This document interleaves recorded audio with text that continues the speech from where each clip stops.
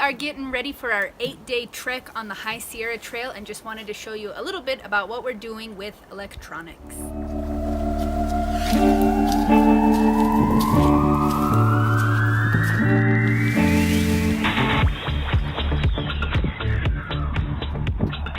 We are bringing our Garmin watches.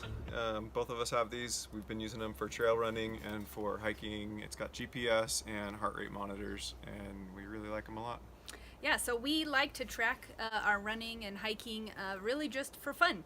It's also a great way to see how many miles we've gone, and it also tracks the ascent, so you can know that yes, what I was doing was hard because I just did 800 feet. I am also bringing my iPhone for recording photo, video, and we have an electronic downloaded version of our map of the trail that'll be on there. It'll be our alarm clock for getting up and kind of anything and everything.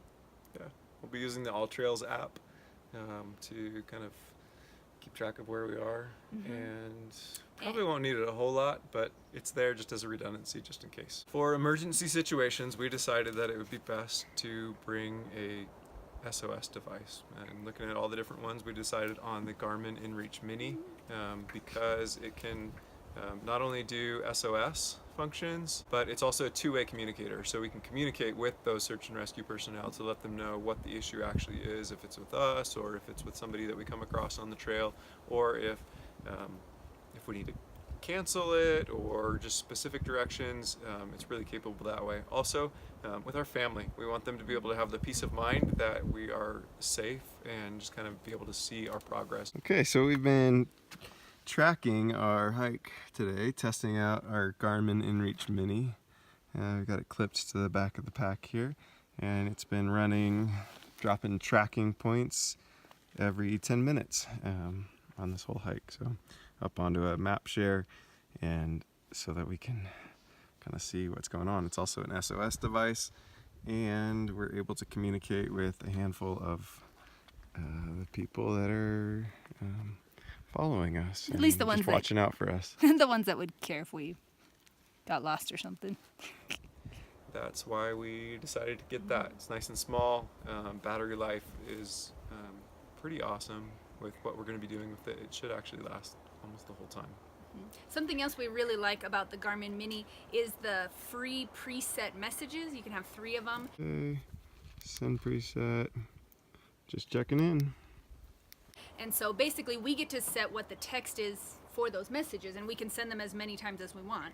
So we'll have ones that say starting or ending for the day, and one that says everything's okay, and we'll send those periodically throughout the day to our preset list of family and friends who want to know how our trip is going, and basically we're able to let them know that everything's okay.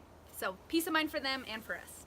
We are going to bring this little Canon S120 point and shoot camera. We've got the iPhone for photos, but also I wanted something just additional that we could have, and I've had this for quite a few years now, 4 years.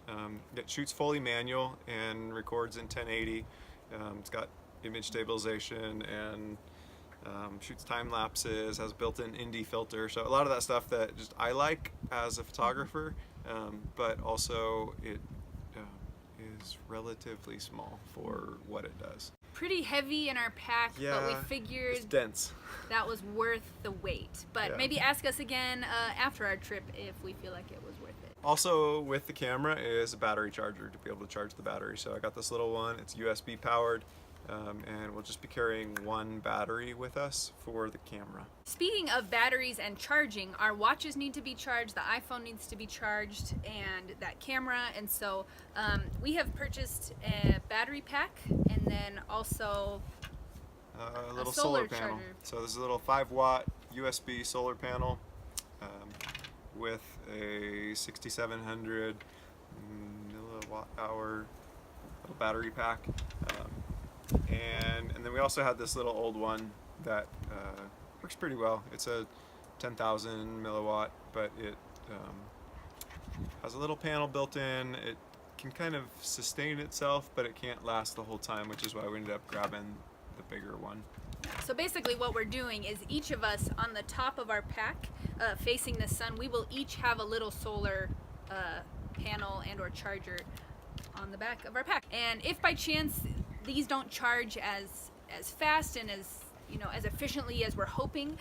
We've already decided that the first thing that we would let go and not charge is our watches. So these are not for navigating for us. This is just for the stats on the exercise, which I really like. But this would be the first thing to go on charging.